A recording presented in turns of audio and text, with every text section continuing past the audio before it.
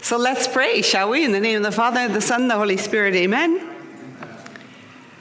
From the book of Ecclesiastes, there is an appointed time for everything, and a time for every affair under the heavens, a time to be born and a time to die, a time to plant and a time to uproot the plant, a time to kill and a time to heal, a time to tear down and a time to build, a time to weep and a time to laugh, a time to mourn and a time to dance, a time to scatter stones and a time to gather them, a time to embrace and a time to be far from embraces, a time to seek and a time to lose, a time to keep and a time to cast away, a time to rend and a time to sow, a time to be silent and a time to speak, a time to love and a time to hate, a time of war and a time of peace. Good and gracious God, we are so conscious of the wisdom that you have offered all of your scribes and thinkers throughout the ages. And we ask that you help us to explore the wisdom that we glean in the texts that we'll examine this evening. We thank you in all ways for how you have moved in our lives this week. We ask that you continue to fortify us, to give us courage where we need it, to give us healing in our broken places, to give us strength when we feel we cannot. We know that we raise you this prayer and that you hear it through the voice of the one who is your beloved Son, our Lord Jesus Christ. Amen? Amen. Good old Ecclesiastes. We're getting to him tonight. Isn't this fun? Are we having fun? Are we having a good time? Okay. Did you pray your psalm? Did you hang out with a psalm? Did you scribe out a psalm? Did you read up a psalm? Did you pray a psalm? And if you did, what was it like? 1 minute only at your tables. Go. So hold your thoughts there. We'll have another little bit of group discussion as we go along through the evening. So this is what we have this evening. We have before us an evening where we're going to take a look at the rest of those wisdom books. Before I got to that, I promised you this. And so I wanted to spend just a moment showing you this. Remember, I had meant to bring this last time and I forgot. So what we have here is a look at it's actually from the famous Isaiah scroll. Have some of you heard of the Isaiah scroll? Have you heard of the Dead Sea Scrolls? Okay, the Isaiah scroll, the Great Isaiah scroll, is one of the many documents that were retrieved at Qumran that are now known as the Dead Sea Scrolls. And the Isaiah scroll, this particular one, which is a funny, almost computerized-looking designation, 1Q. ISAA. That's known as the Great Isaiah Scroll, and it's one of the 7 Dead Sea Scrolls that were first discovered by the Bedouin shepherds in 1947. The scroll is written in Hebrew, and this particular scroll contains the entire book of Isaiah from end to end. Why is this important? Because prior to the finding of the Dead Sea Scrolls, the oldest manuscripts that we had were from the Masoretic text, which basically the 10th century AD or CE. This goes all the way back to approximately the 1st century, before and during and after the 1st century, before and after Christ. So right around there. So much older. Okay, so a full 1,000 years. This discovery gave us texts that were 1,000 years, manuscripts that were 1,000 years older than we had previously had access to in terms of the Hebrew scriptures. Generally speaking, people will date the range of the Isaiah scroll anywhere between about 100, 200 BC and about 150 CE. When I say BCE, or BC, that's before Christ, or before the Common Era, CE, the Common Era, also known as AD, as we used to call it in the old days. And we don't actually know who put the scrolls together, but it's highly likely that the people from the Essene sect of Judaism were the folks who put these together. I'm not going to go into at length a whole treatise on the Dead Sea Scrolls. Do you know that the museum in Jerusalem, the Museum of Israel at Jerusalem, has now, in a cooperation with Google, has digitized the Qumran scrolls and makes them available on their website, dss.collections.imj.org. That's where you can see them online. You can even, I wasn't sure that I was going to be able to get onto a website from here, and I thought that would take too long. But if you click on this particular scroll on the web, it'll highlight what it says in English for you, and it'll actually give you the little verse that you're looking at. I did a close-up, and this is what it looks like. And I got to tell you, I read Hebrew. I cannot find it. So embarrassing. I spent at least 2 hours on this over the course of the last couple of days, trying to actually decipher exactly which of these. This is actually from, let me go back, it's from Isaiah 57:17, see it down here, 57:17 through 59. Isaiah 59, verse 9. So those are the chapters that this part here represents. And you can see the state of the manuscript. You see it doesn't have any pointing on it. By pointing, I mean the dots that typically show you how to pronounce the vocalizations, the vowels in Hebrew, and they don't have that, which is typical of the time. But it's just really, really difficult to see. I recognize the odd word or two, and the lambda, the L's, basically are fairly easy to pick out, those taller ones. But it was just too hard for me to try to find it. I wanted to find the verse that I knew the English of, that I knew the Hebrew of, and I'm afraid I was not able to do that. But isn't it kind of fun to actually have to be looking at one of these that actually date from before the 2nd century CE? So this is what people who do textual criticism spend their time at. Textual critics are people who examine the manuscripts, the remaining extant manuscripts, that is to say the ones that still exist, and they examine them. Some of the Dead Sea Scrolls have not yet been published. They're so frail that if you expose them to the atmosphere, they're likely to crumble away. So now the improvements in technology have allowed them to kind of look through whatever covering they have and to try to take pictures of them without unwrapping them. It's amazing what they're doing. You'll get a lot of knowledge on the Dead Sea Scrolls website, which is it's nice to find something really good about technological collaborations between Google and somebody else. I just thought you'd get a kick out of that. So that, and as you can see, the point that I was making when I mentioned the manuscripts is that there's no structural evidence that you're reading a poem, is there? See how it's just straight, one after the other, after the other, after the other. There's no special set-off in the way that we set off poetry in a particular structure. But it is, as I said, the existence of the parallelisms that will tell you, the occasional acrostic poem and the occasional chiasmus, like that kind of enveloping of something within two outside frames. Those are the markers of Hebrew poetry. So that's our stuff.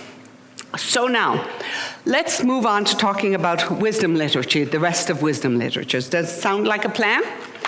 Last time you were here, you had your Bibles open at Psalms.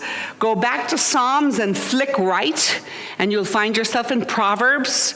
And so just get yourself there for the moment while we take a look at some aspects of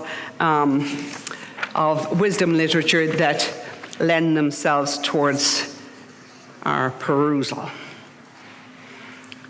So we're going to begin with Proverbs. Okay. In general, we can say the Hebrew word for wisdom is chokhmah. You can kind of clear your throat with the K on that one.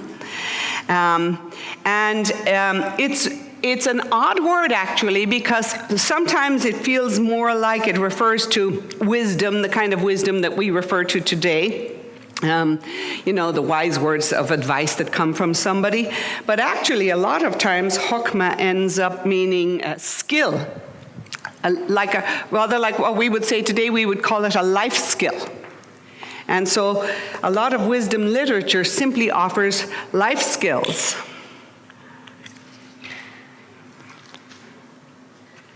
Little did they know there would be entire life coaches in the 21st century.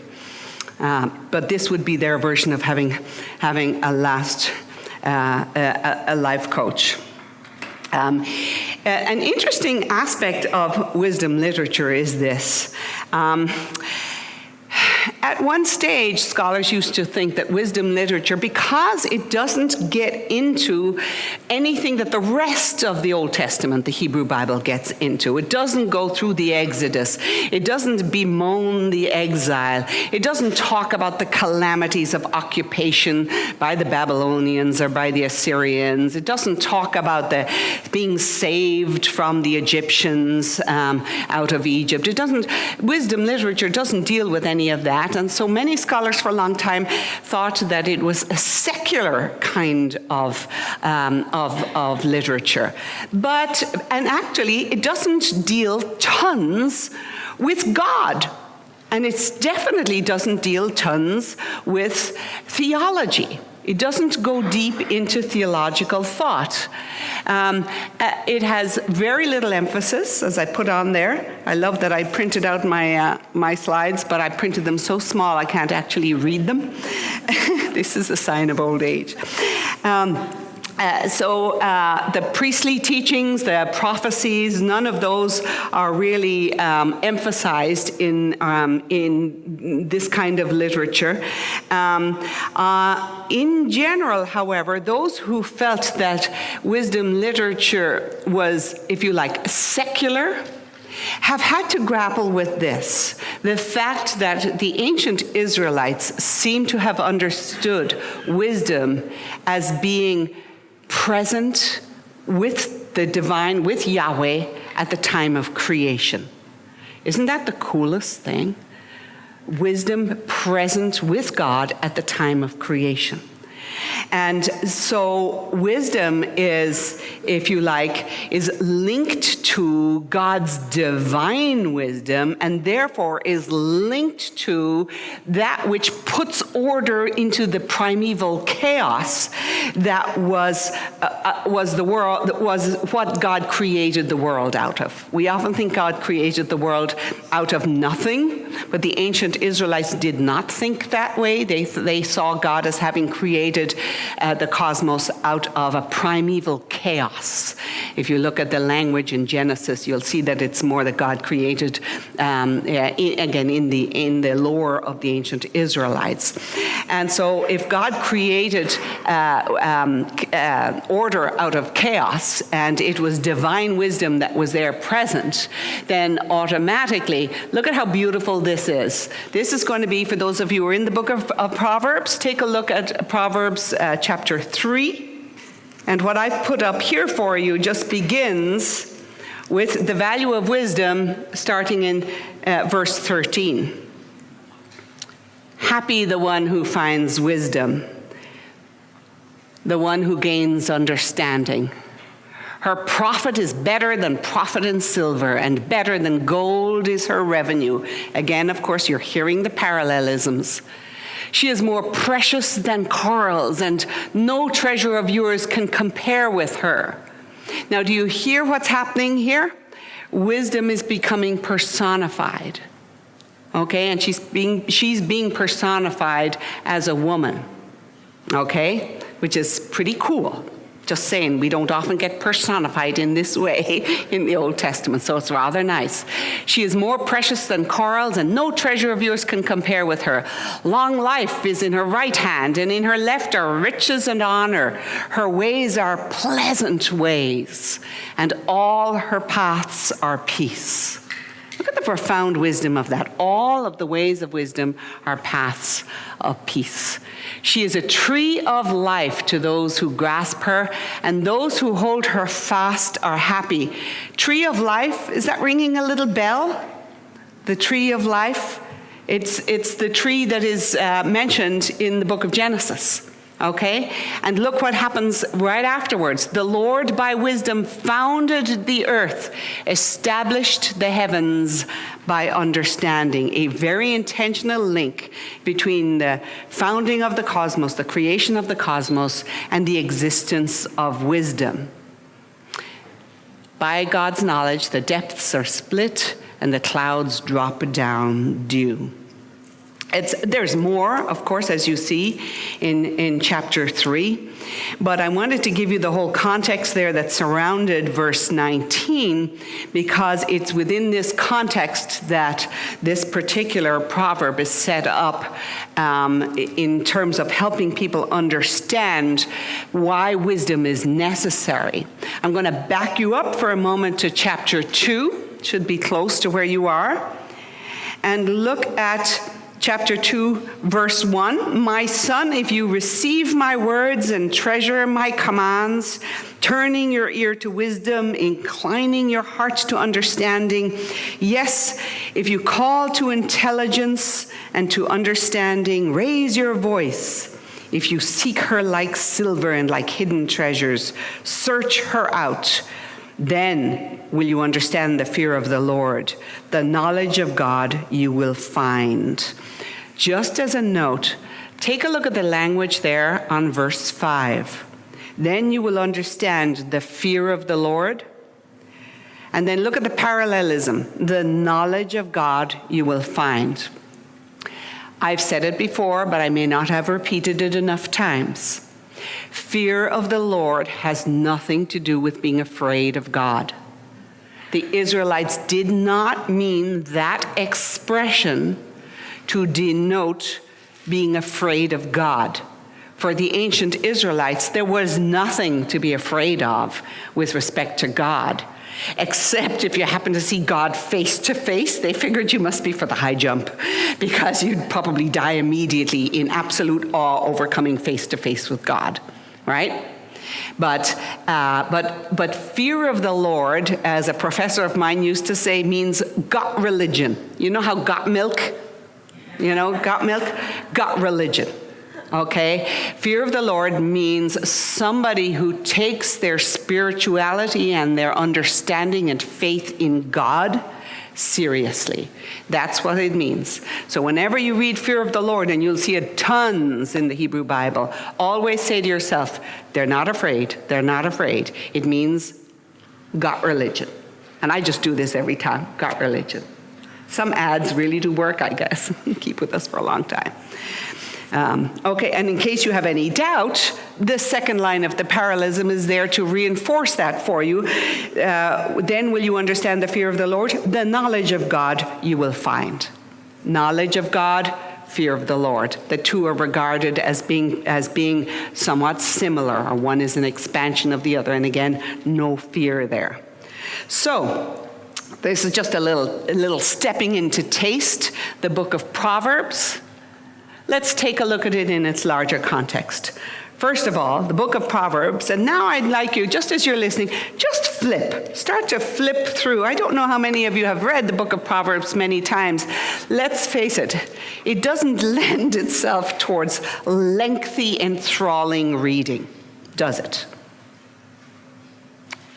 Okay, nobody's agreeing, but nobody's disagreeing. Okay. Well, maybe you're just fine at reading one proverb after another for a cool 5 hours. But it loses its kind of awe and fire for me after a few pages, because there's only so many proverbs that I can hold in my head and actually step into.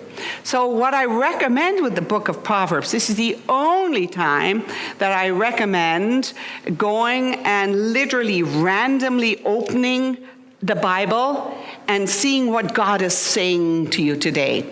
I prefer a more Lectio Divina way of contemplating biblical texts rather than just kind of opening and seeing, let me try opening my Bible today and see what God is saying to me. In general, I don't advocate that because you're bypassing the entire historical context that produced the text. You're bypassing the story of the wisdom of the ancient Israelites. But in the book of Proverbs, let's face it, it's a collection of proverbs. And so this is a good one to open up and say, let me find a proverb for today. A suggestion I have for you as you walk through Lent, take a proverb a day. Hold on to it. Remember, you also got a psalm. Now, don't overload yourself because you want to have a psalm every day. But you could have the same psalm. You might have the same psalm for a week. But you could definitely handle a proverb at a time. And so for a moment, just flip through and see if you can find a favorite one. I'm going to point you towards one that I think everybody should notice in particular. It's in chapter 6. Go to verse 20. Because this is a little nugget, a little gem nugget. Observe, my son, your father's bidding. Look at the second half. And reject not your mother's teaching. Keep them fastened over your heart always. Put them around your neck. This is one of the few examples to illustrate that the voice of the matriarch was not always lost under the voice of a patriarch. When we say, oh, women didn't have a voice in the Old Testament, they actually did. But this is a very specific example around wisdom to show that mothers were regarded as being equal teachers of wisdom to their children as the fathers were. And isn't it just nice to know? So a little asterisk, a little, highlighting, a few exclamation marks in the margin, never can go astray. So for a moment, just take a stroll through the book of Proverbs. I've put some notes up on here to guide you in terms of what you can look for, practical teachings rather than theoretical. Individualistic, definitely not nationalistic. And humanistic rather than theological. Chapter 10, verse 1. A wise son makes his father glad, but a foolish son is a grief to his mother. Proverbs 31. Again? Proverbs 31. Chapter 31.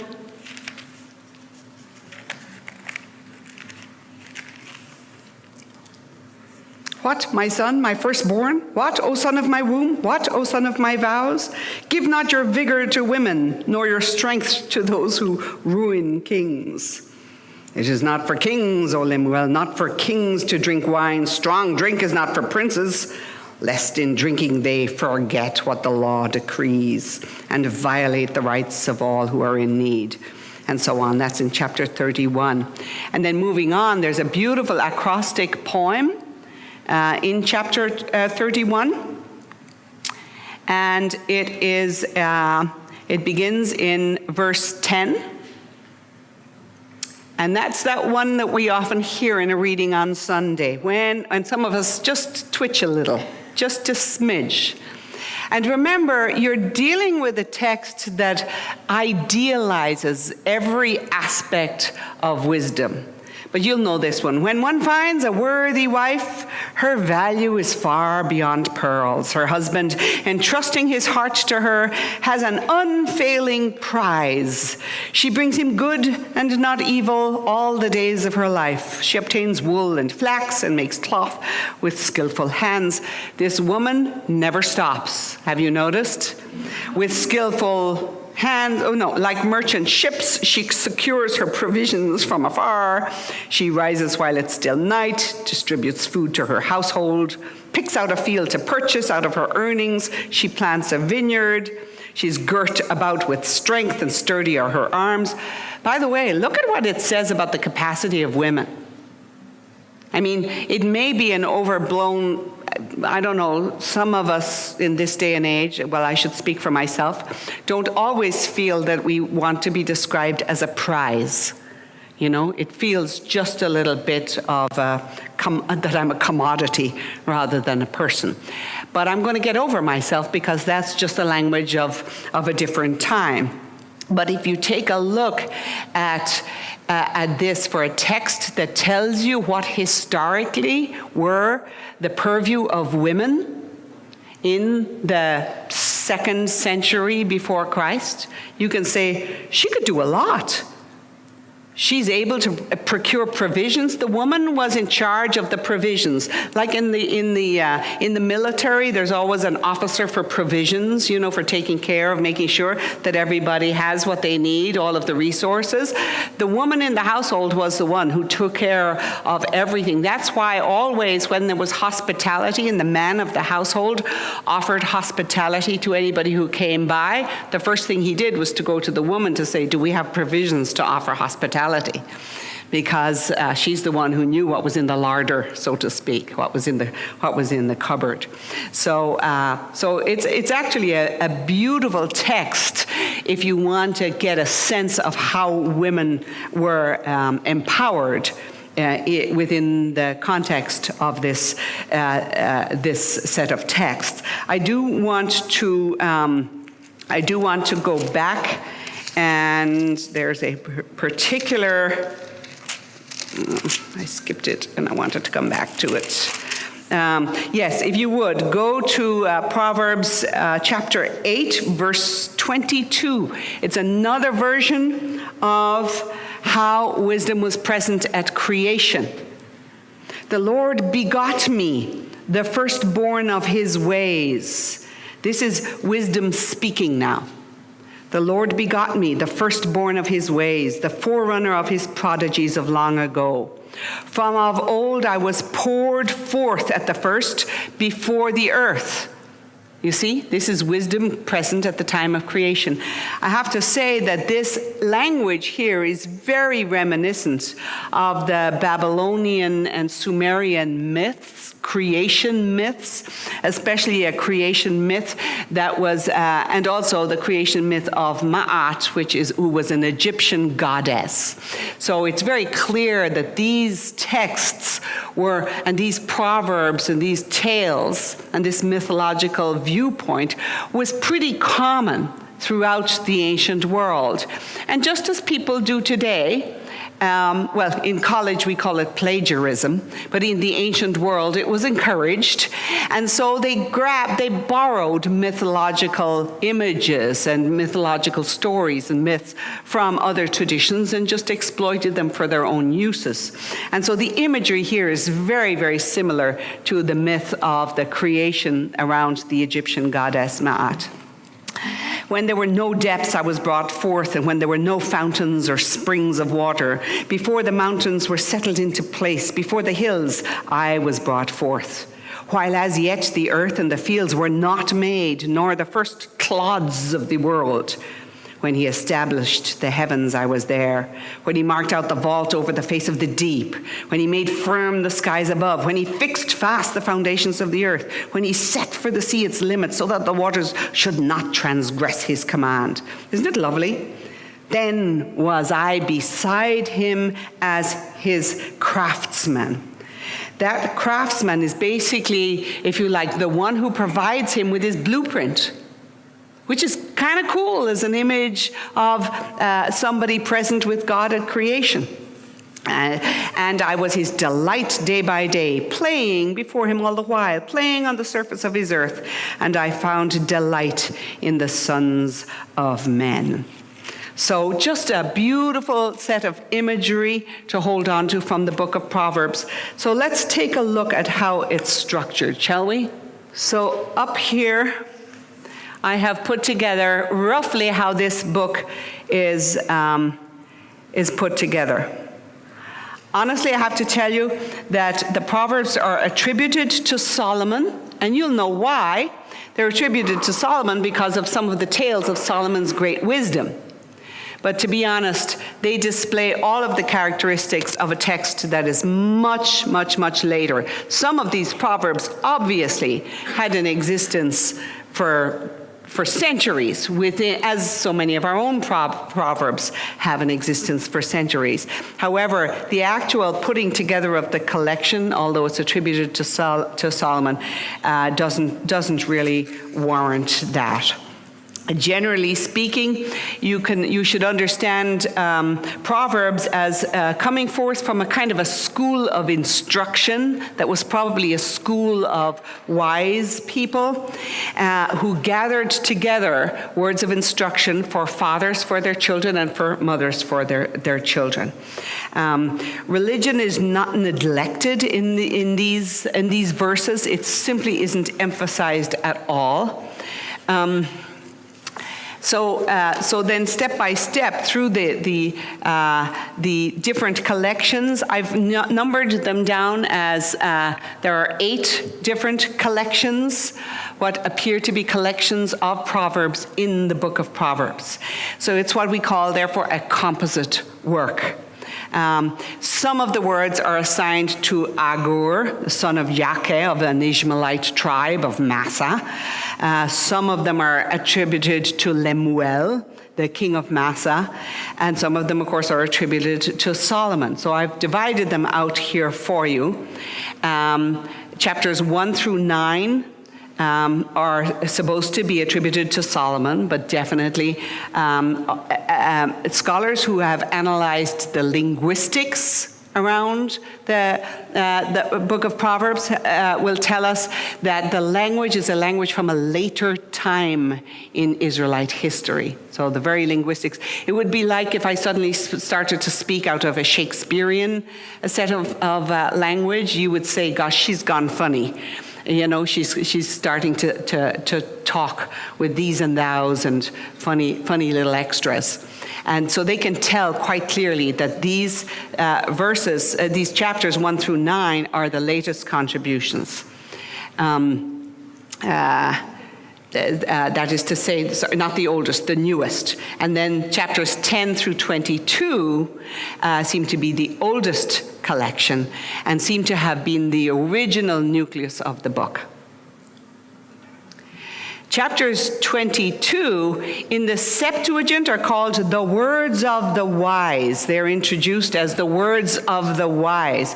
Do you all know what the Septuagint is? LXX. Okay, LXX are Roman numerals for 70. And the Septuagint is the Old Testament, but when it was translated into Greek in somewhere probably the late 4th century. Okay, in around the 300s. Why would the Hebrew Bible have been translated into Greek? Because so many Israelite communities now existed throughout what we call the diaspora. They were spread all over the ancient Near East, and a lot of them no longer spoke Hebrew.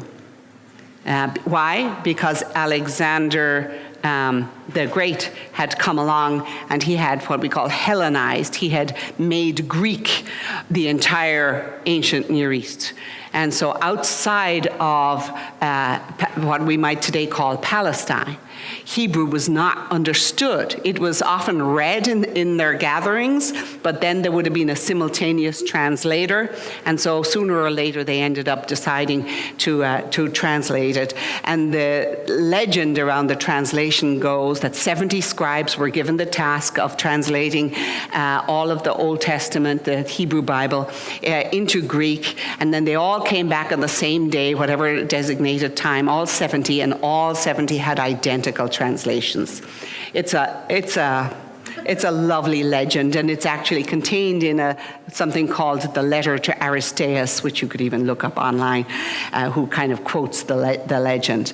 But that's why we say 70. We use the letters LXX for Roman numeral 70, and in Spanish it's actually called Los 70. You know, it's not called Septuagint; it's called Los 70. But all that means is the Greek version of the Hebrew Bible. So the Hebrew Bible after it was translated.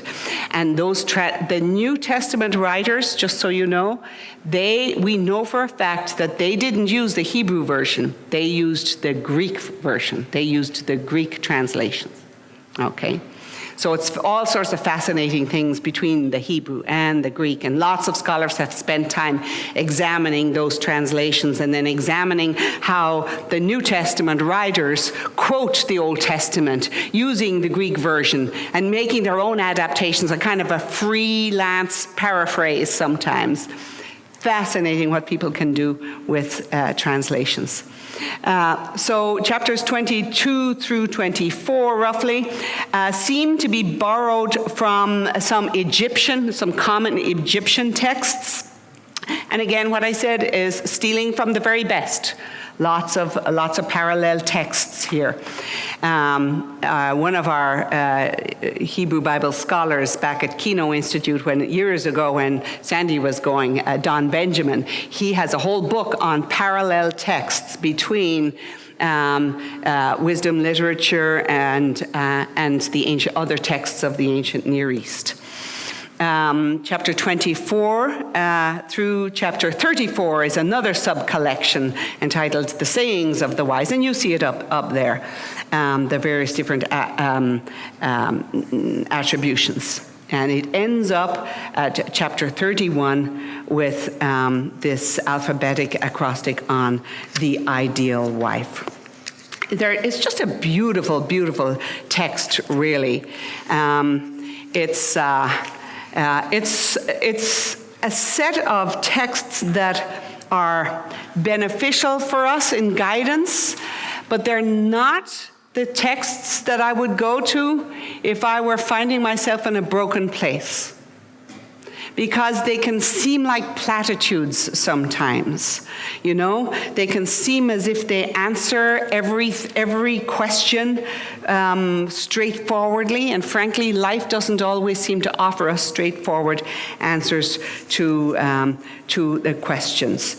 If I'm feeling broken, it doesn't necessarily help me to read, "A wise man heeds commands, but a prating fool will be overthrown.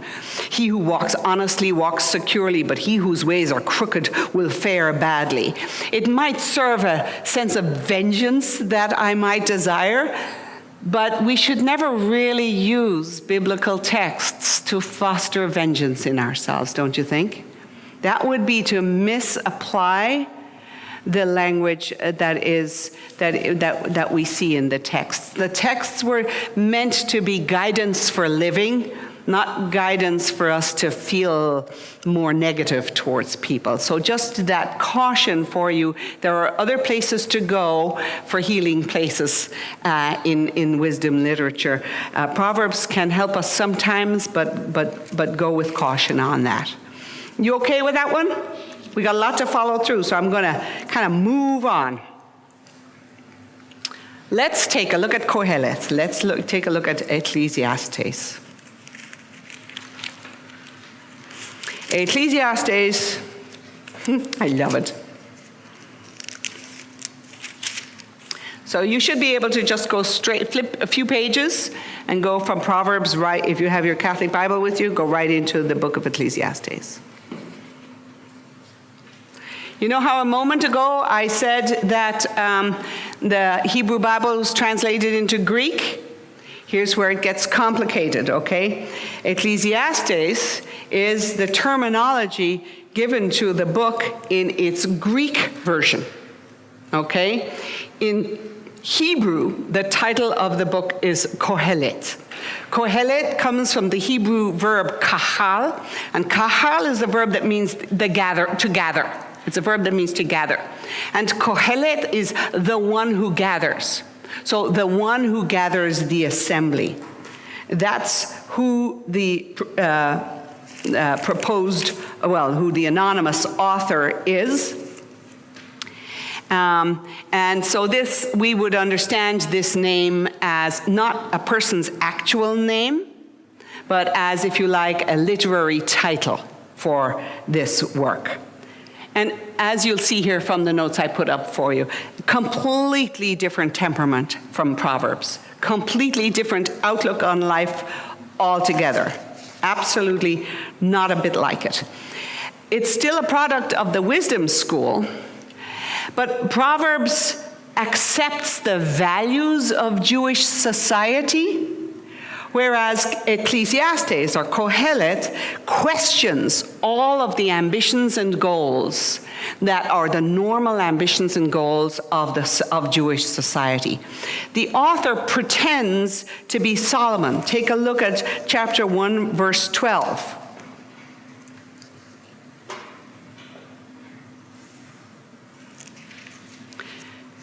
Kohelet, was king over Israel in Jerusalem.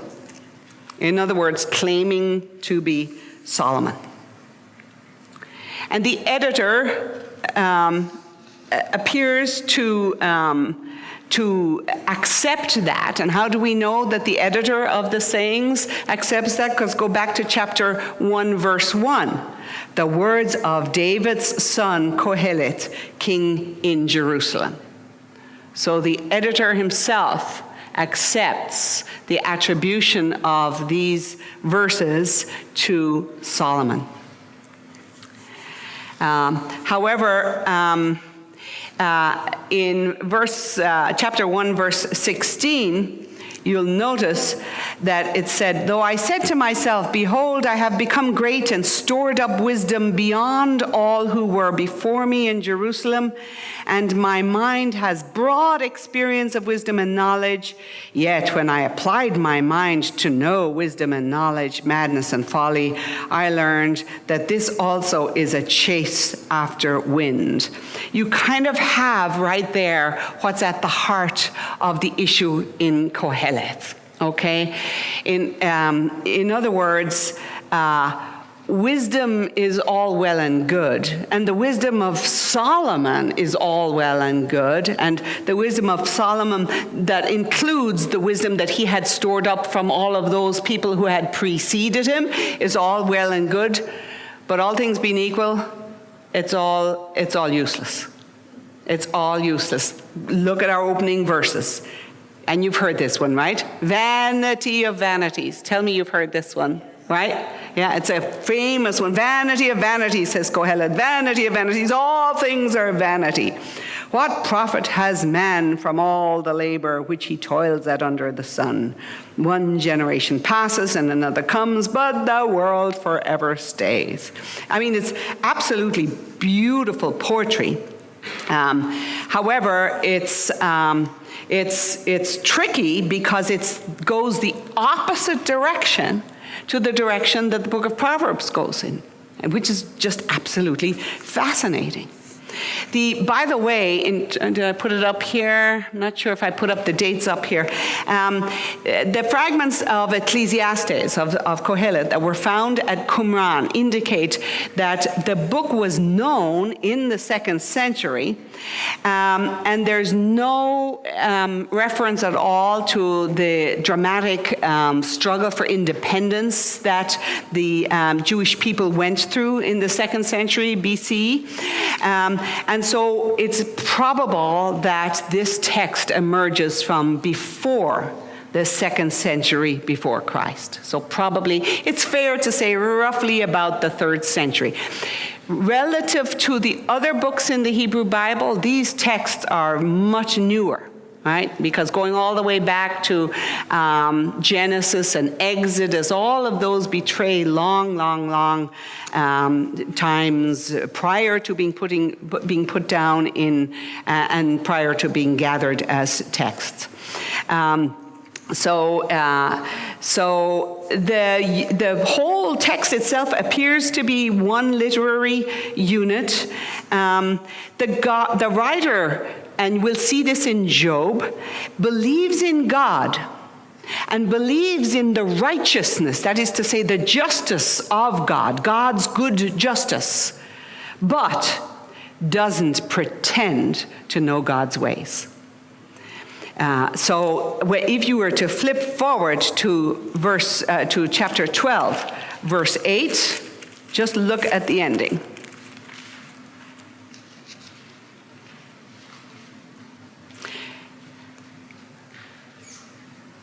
In other words, I said what I said in the beginning, and I'm going to say what I said again at the end. There's no growth of position here. There's no aha moment. We're going to grapple with this in Job next week when we take a look at Job and we look for where we can see growth or some kind of an aha moment or some kind of acknowledgement that there is a transition in the text from point A to point B, not in Koheleth, not in Ecclesiastes. He ends with, vanity of vanity, says Koheleth, all things are vanity, more or less, as I said before, right?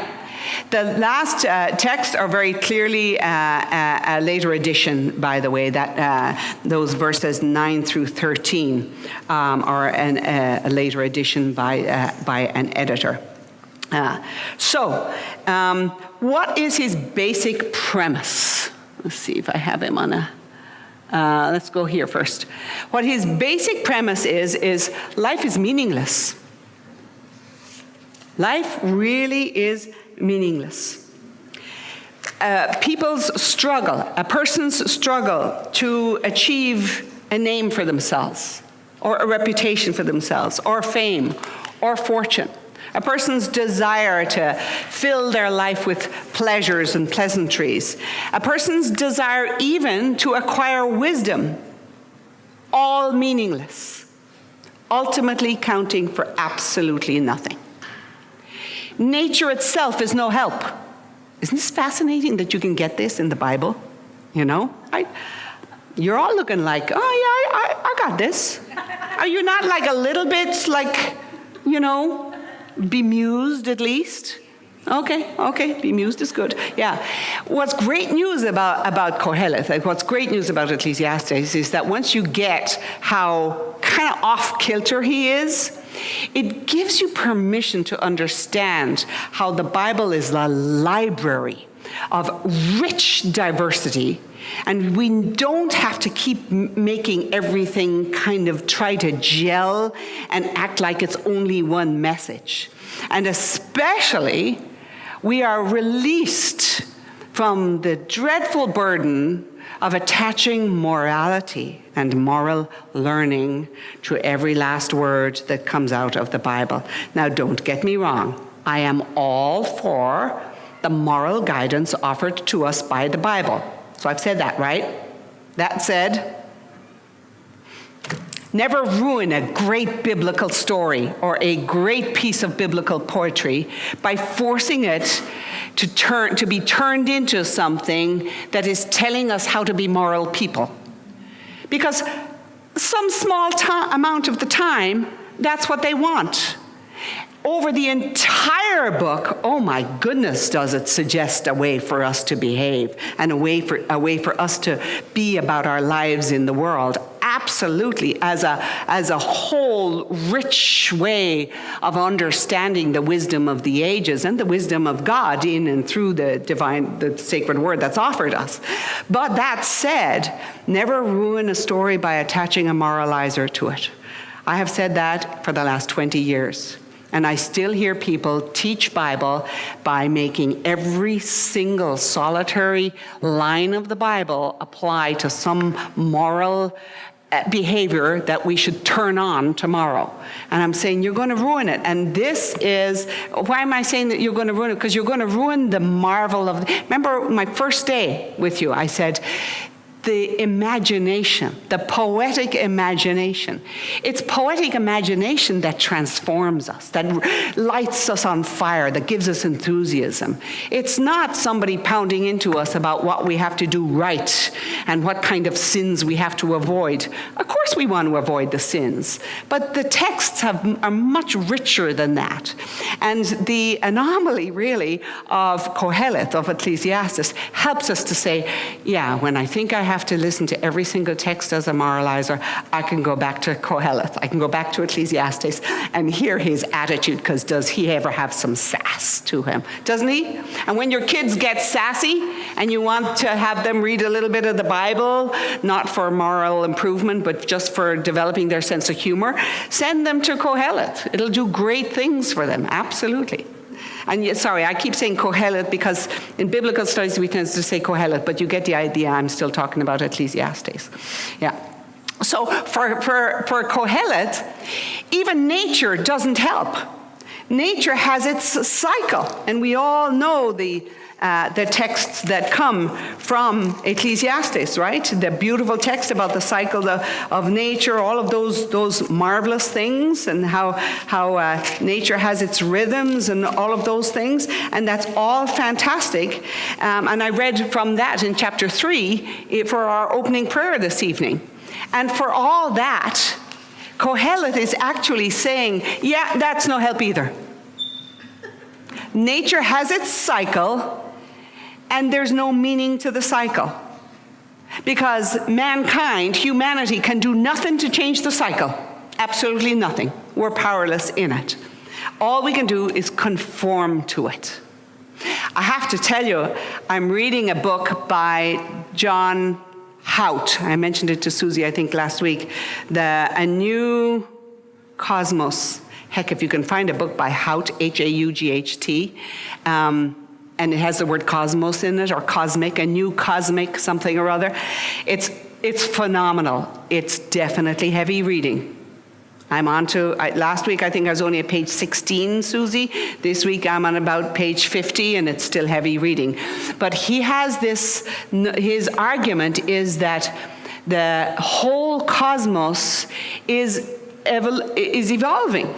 Just as we have evolved in our humanity, the cosmos itself is evolving, and it is straining and yearning towards unity, and it is awakening unto itself.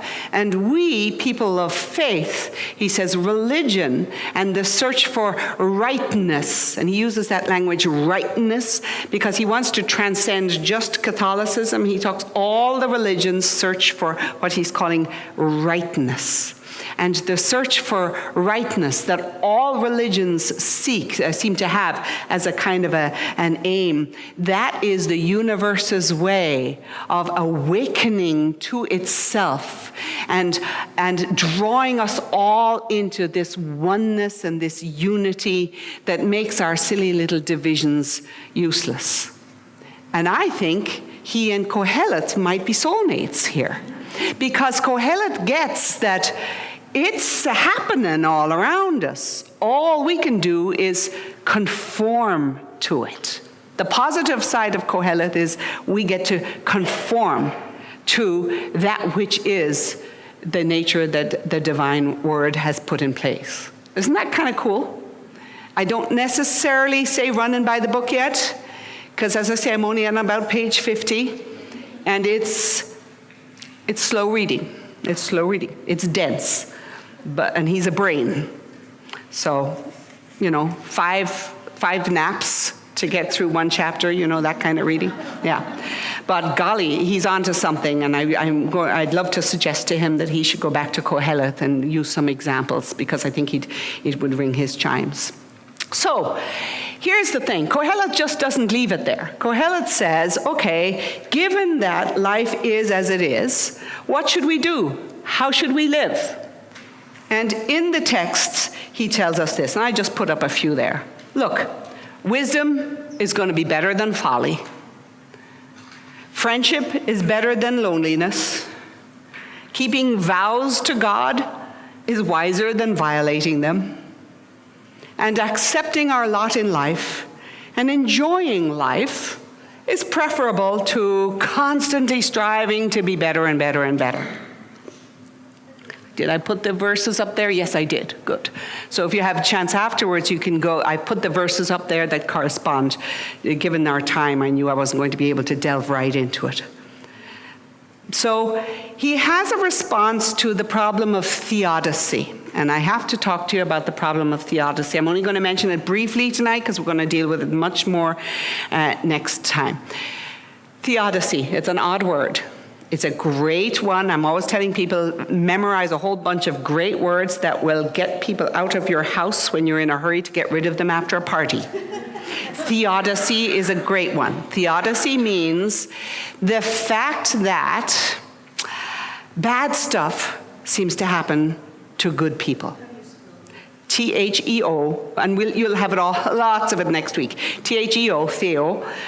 And that's always, those theo words always refer to God. Dicy, D-I-C-Y, theodicy. So the question about why, how God permits, if you want to put it that way, injustices to happen. How it plays into our understanding of God that awful stuff can happen to perfectly good people. Kohelet in Ecclesiastes and Job in the book of Job both deal with that question. Only Kohelet, his response is a lot more flip than you're going to get in Job. His response is, well, enjoy the pleasurable things while they're available. And when the evil things come along, accept those too. I'm not sure that that's particularly helpful for any of us. You could have a good 10 minutes talking at your table saying, how do you feel about enjoy life as it comes, and when the bad stuff happens, just accept that too. It's a nice way of helping people stay in the moment, but it's not necessarily helpful to answer, shall we say, life's deepest questions, right?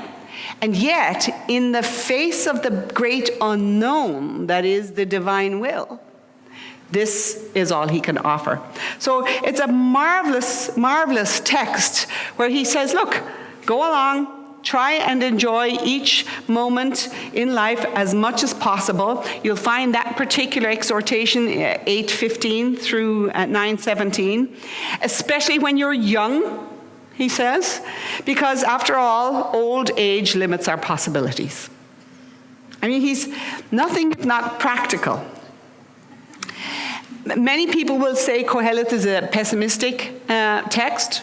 I prefer to say he's realistic, and a certain enjoyment of life. He really does say, enjoy the moment, step into the moment and be present. And I would say if there is a profound spirituality to be gleaned from Kohelet, it is exactly that. Live into the now, be present to the now. In Mark's gospel, Jesus is calling us always towards the reign of God, always calling us to attend to the reign of God. And he says, it's now, it's now, it's now. It's constantly in the now. The whole pace of Mark is a fast pace, urgent call to attend to that which needs in the now, in the now, in the now. And there's something right about that. I think 12-steppers really are good with that. 12-steppers are very good with 1 day at a time, 1 hour at a time, 1 minute at a time, just for now. There's something terribly right about that. I was doing a talk on the 12 steps and Ignatian spirituality last year, because it turns out the 12 steps are based on Ignatian spirituality, which sounds like it's a good thing in a Jesuit place. But that attention to the accountability factor that God calls us to, and the attention to the immediacy, to the importance of the immediacy. So that has a certain resonance for us. The other thing to note in Kohelet, although he has that kind of odd, jaundiced view, there's no bitterness in him. This would be a contrast to our friend Job next week. We'll find lots of bitterness in Job. But he is very blasé, really, about that which cannot be changed. Some people would say he's a little bit reckless about possessions, and that people who take him too literally are likely to have a tendency to lose out when it comes to the possessions. Do we need a stand-up break? We're only 20 minutes left, but we should definitely stand up, shake out a little. You're good? Keep going? All right. Okay. I had to put this, Wisdom of Solomon. That's right, I forgot the Wisdom of Solomon. That's why I was almost late. I had this slide and I forgot to add it in. The Wisdom of Solomon is another of the books of wisdom. You'll not find this in the Hebrew Bible. I'm going to come back very briefly. I'm going to have to speak really fast now. Come back to the Song of Songs in a second. But the Wisdom of Solomon is in the Septuagint, that is to say, the Greek translation of the Hebrew Bible. And it's in the Vulgate, which is the Latin translation that was made by Jerome after the Gospels were gathered, but it's not in the Hebrew Bible. It's a book that opens with an exhortation, seek wisdom.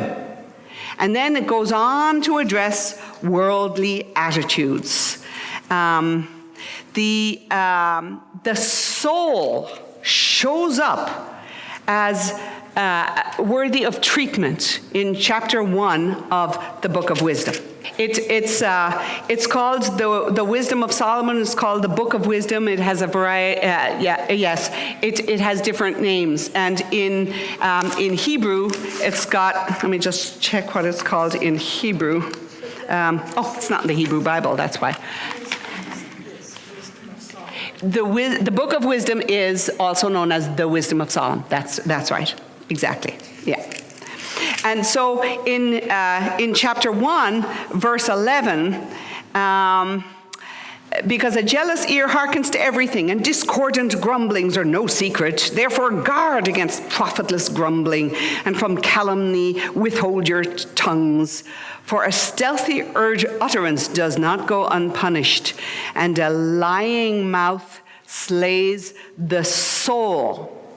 That word soul is psyche in Greek, okay? So this is a text that we have in Greek. And that Greek concept is introduced here, and it's one of the first times that we get a clue into the kind of dualistic thinking. Body not equals soul. Body, soul, regarded as two separate things. That's very much out of Greek philosophical thought. And this is evident here in this Book of Wisdom in ways that we don't see at all when we see the word nephesh used. Nephesh is the word used for soul in the Hebrew Bible. It's a Hebrew word. And it's not at all the same kind of correlation. Nephesh, I may have mentioned to you somewhere along the lines, nephesh is the word that's used that is the same word as throat. It has the same root in Hebrew as throat, and I think I mentioned it when I said like a deer thirsts for water, so my soul thirsts for you, O Lord. And that word for soul is nephesh, and it's a play on throat.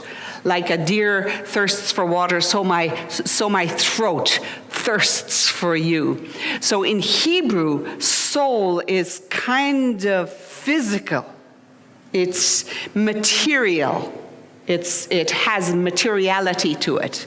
In Greek concepts, which this is introducing us to, soul is, as we have later seen it develop in the history of our theology, soul versus body and soul regarded as dualistic. So just a little note again to send people home from your parties. So you have lots of beautiful verses on here. You have a prayer that is presumably a prayer of Solomon. Again, the attribution of wisdom to Solomon is pervasive in the wisdom literature. This particular book of wisdom has, it tackles a bunch of the difficulties that the Jewish community seemed to face.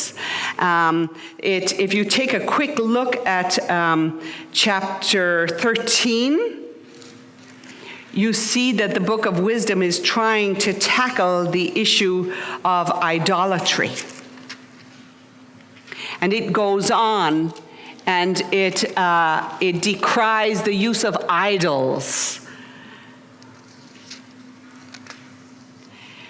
Then in chapter 17 and 18, and you have other examples earlier, you have a contrast between the Israelites, who are the favored ones, the sons of God, and you have a contrast between they, who have the light, and the Egyptians, who have the darkness. And in Hebrew scriptures, darkness is always bad, light is always good. No surprise there. In chapter 18, you have an actual reference to some of the stories of from the Pentateuch. So in chapter 18, verse 5, when they determined to put to death the infants of the holy ones, and when a single boy had been cast forth but saved, as a reproof, you carried off their multitude of sons and made them perish all at once in the mighty water. Can you guess what story that's about? Right?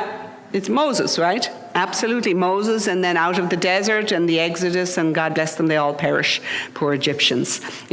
So this is one of the wisdom books that actually recaps some of the narratives from the Torah, from the Pentateuch, from the book of Exodus and on, and it appropriates those into the wisdom of the day. So in this way, we can say this is a very Jewish book, even though it was written in Greek. A very Jewish book, and even though it doesn't belong in the Jewish canon. Canon is the word we use for the collection of books that are regarded as scripture. All right, you're familiar with that word? C-A-N-O-N, not two N's in the middle. That's the boom boom thing. C-A-N-O-N it means measurement. It's the collection of books that made it into the scriptures, and the Jewish canon does not have it. Okay, so that's the wisdom of Solomon. St. Paul has some passages that echo with the wisdom from the book of wisdom. Correct, right. It is probably fair to assume that Solomon, may he rest in peace, probably never wrote a thing. But he was regarded, because the history of Solomon goes back so far, but the tales that surrounded Solomon and the heroic nature of Solomon and the wisdom of Solomon, those tales lasted into the community, and therefore the community attributed. One of the things I forgot to emphasize is it is the most common thing in the ancient world to attribute your book to some of the heroic figures of the past. It's just an everyday thing, which is why we have the Psalms attributed, you recall, to David, and the books of wisdom attributed so frequently to Solomon. I'm not going to say any more. I was going to say more about the New Testament, but I thought it's better to stop right there, lest we scandalize you. Okay, so, I wanted to just quickly mention the Song of Songs. Tell me you've read the Song of Songs. Is it not the most erotic little thing? Anyone watching this online later, let me tell you, go to Song of Songs. You're going to go right after Ecclesiastes in your Catholic Bible, and it'll be right in there, snuck right in there. And it is absolutely just magnificent.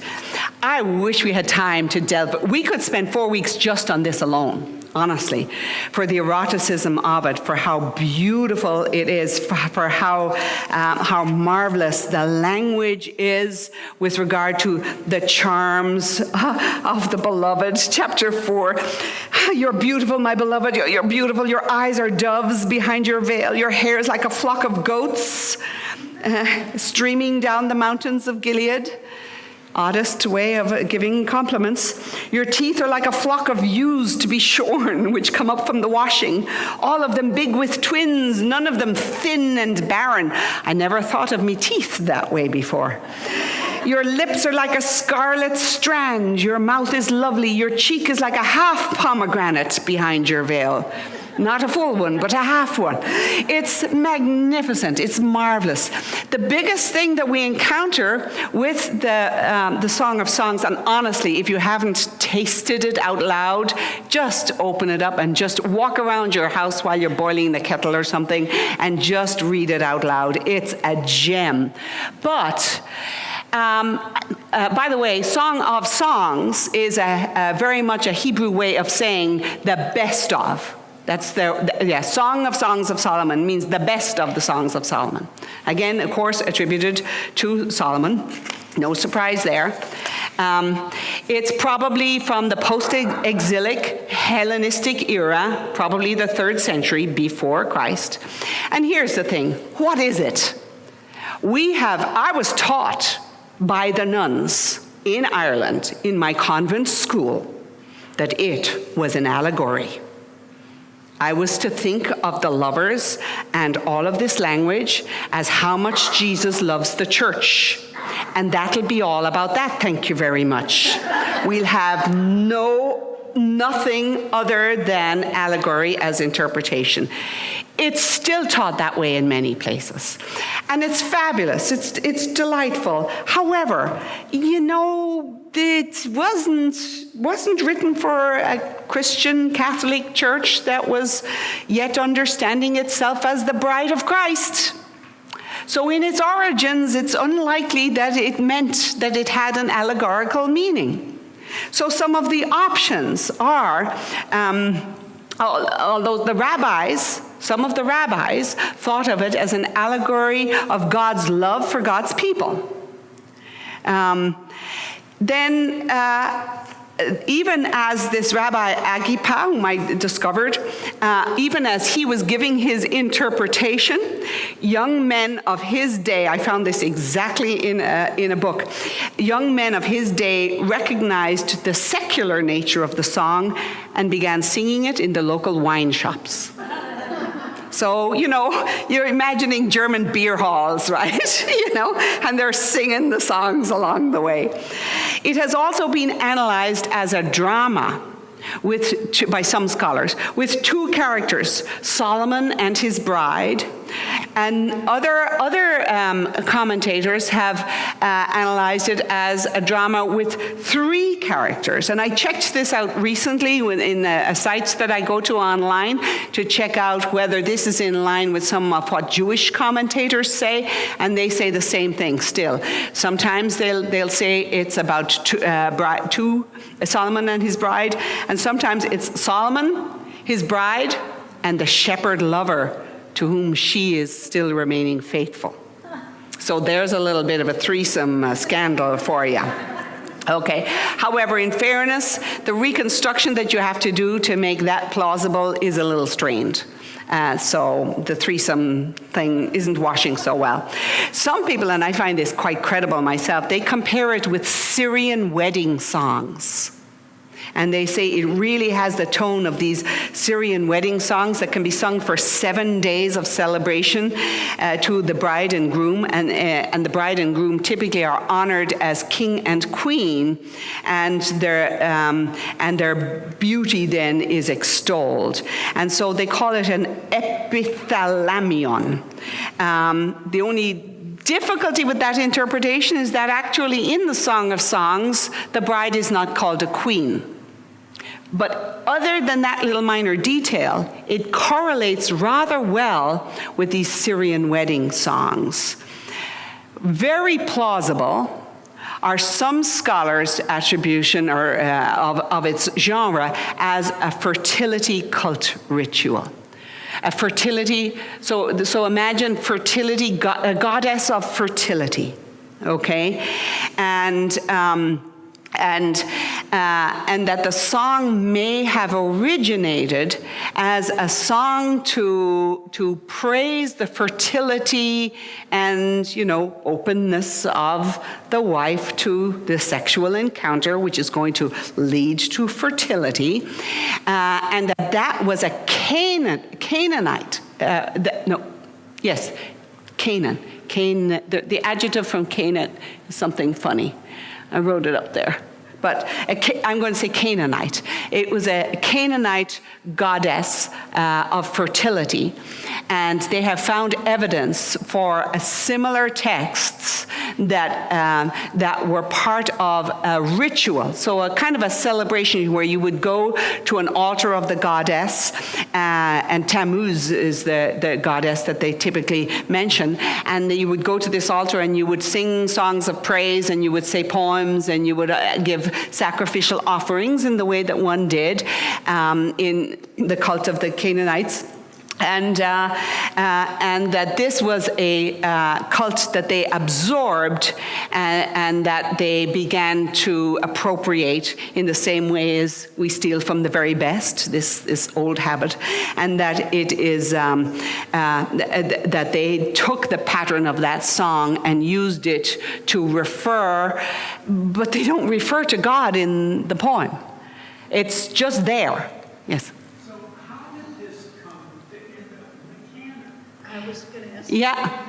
It was a revered part of the canon. It is sung to this day in Jewish communities. I checked this out. I'm so glad I checked it out before you asked the question. At two of the feasts of the year for the Jewish community, it is sung and respected. So it was already part of Jewish worship involvement. This particular Song of Solomon's, I believe, yes, it is. Yes. It's wisdom. The wisdom of Solomon, the book of wisdom, isn't, but the Song of Solomon is. Yeah, and it's sung like the book of Esther, only at a few Purim and one of the two festivals in the year. They sing it to this day in the synagogues. So it's there. It seems to be extolling the real life of, again, and it could be God's divine love for the people of Israel, if you're thinking of it as an allegory, or it can be simply a celebration of the love that is the physical love that God has given us. Fascinating. Yeah, absolutely. It's a little gem. And Ecclesiasticus, just to complicate our lives. How are we on time? Just 5 minutes. Okay. So just a quick look at Ecclesiasticus. We don't call it Ecclesiasticus anymore. We call it the book of Sirach. Okay, a reading from the book of Sirach. And this is probably the most extensive writing that comes of wisdom writing that comes from the Hellenistic period. We accept Sirach as part of our canon in the Roman Catholic tradition. So do the Eastern Orthodox churches. But Jews do not accept this as part of their canon, and neither do Protestants. Okay, Martin Luther made some decisions when he split from the Catholic Church about what would be in the Protestant canon, and this, along with Tobit and the first and second book of Maccabees, and I've been teaching this for years, T.J. MacWeb, Tobit, Judith, first and second Maccabees, Wisdom, Sirach, and Baruch. Those are the books that the Protestants do not accept that the Catholics do, and the Orthodox do. The Orthodox even have a few extra. Now, the fascinating thing about this is it contains a prologue which was written by the grandson of the person who wrote the book of Sirach. And so the grandson himself tells us in the text that he translated this for his grandfather from Hebrew to Greek. It's actually there. And And so that's kind of cool. He went to Egypt so that he could translate his work into Greek in the year 132, the 38th year of King Wergetes, basically, so 132 BC. So Ben Sira, the author, then seems to have been born before the beginning of the 2nd century, and it seems that he was part of a wisdom school. His writings don't actually address any of the bad things that happened under the reign of Antiochus IV, who was a pretty brutal kind of a guy. Very bad reputation with the historians. But funnily enough, Ben Sira doesn't address any of those. So he really makes very few references to historical events. There are a few references. We used to call this, when I was a child, we called this book of Ecclesiasticus. Some of you are not old enough to remember that.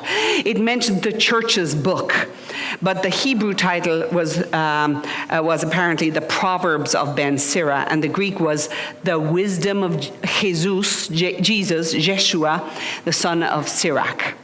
It's got two major parts. The beginning to chapter 23, and then chapters 24 to 50, and then a little appendix on the end.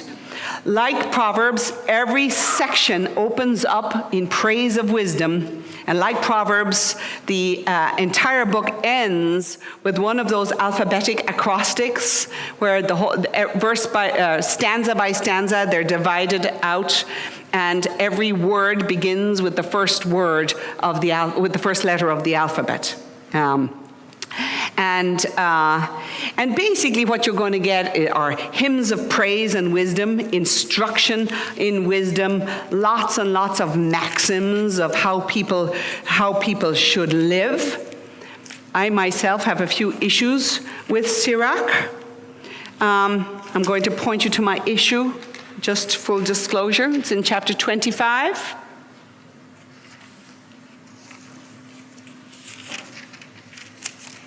And we can have a little bit of time next week in finishing out with Sirach before we go into Job. Chapter 25. I'm going to start with verse 12. You can tell me if I should have an issue. Worst of all wounds is that of the heart. Worst of all evils is that of a woman. Worst of all sufferings is that from one's foes. Worst of all vengeance is that of one's enemies. No poison worse than that of a serpent. No venom greater than that of a woman. With a dragon or a lion, I would rather dwell than live with an evil woman. Wickedness changes a woman's looks and makes her sullen as a female bear. When her husband sits among his neighbors, a bitter sigh escapes him unawares. I'm sorry, this guy is killing me. There is scarce any evil like that in a woman. May she fall to the lot of the sinner. Like a sandy hill to aged feet is a railing wife to a quiet man. Stumble not through woman's beauty, nor be greedy for her wealth. The man is a slave in disgrace and shame when a wife supports her husband. Depressed mind, saddened face, broken heart, this from an evil wife.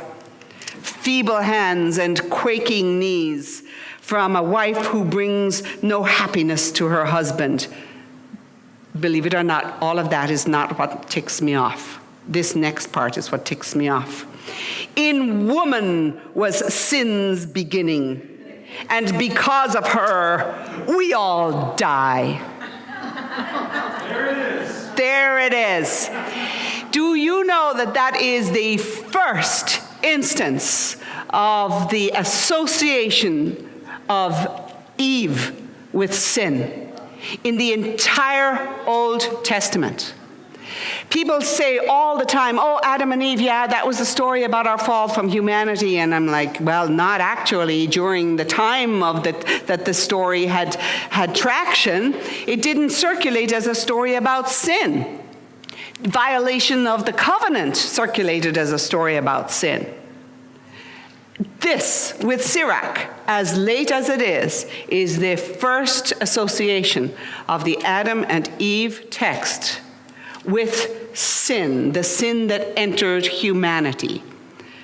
Paul, God bless him, and I do love me some Paul, but Paul took Sirach's reference and used it in, I'm going to say, the letter to the Romans, to say, could even have been between 11 and 13, but I'd be really surprised if I got that right. But in the letter to the Romans, he says, sin first, he might have also said it in Corinthians, sin first enters the world through the first Adam, and it is Jesus, the second Adam, who redeems us from sin.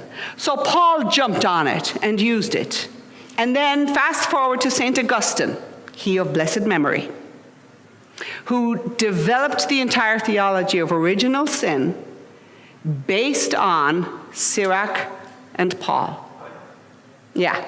Augustine Love me some Augustine. only came around after a life of profligacy. Yes. Yes. But St. Augustine is a doctor of our church. And since I'm teaching for the Catholic Church, I'm going to say, may he rest in peace. But occasionally it ticks me off that in order to develop his theology of original sin, which is actually, it's a great theology. I have no beef with the doctrine of original sin, none whatsoever. But in order to develop that theology of that doctrine of original sin, he uses Adam and Eve as if it had always had that meaning for people, and it did not. It did not circulate. There was no mention of the sin of Adam and Eve in terms of humanity until Sirach takes it and then Paul takes it. And again, there's nothing wrong with them taking it up and then having St. Augustine take it up. But when we speak as if the sin of Adam and Eve always referred to the sin of humanity, we should know the context, the historical context of the texts that we're basing that on. Okay? I am not in any way disapproving of St. Paul or Sirach or St. Augustine. I'm just saying I wished they used different examples, because I'm a kind of a fan of the Adam and Eve narrative, and it always gets used as the baddie text. And as you can see, Sirach has some accountability there. Amen for this week? Okay, I've got two voices. Big voice here, and then one more, and then we'll. You started with verse 12, and mine goes from 11 to 13, and verse 12 is kind of like down in the middle. We're going to talk some specifics after the time, just because I want to be mindful of the fact that we don't have the mic. So I'll stay with you and talk about those verses in just a second. But I just want to make sure we close out on time so that we don't delay folks. So I'll come to you in a sec. Is that okay? Oh. Yeah.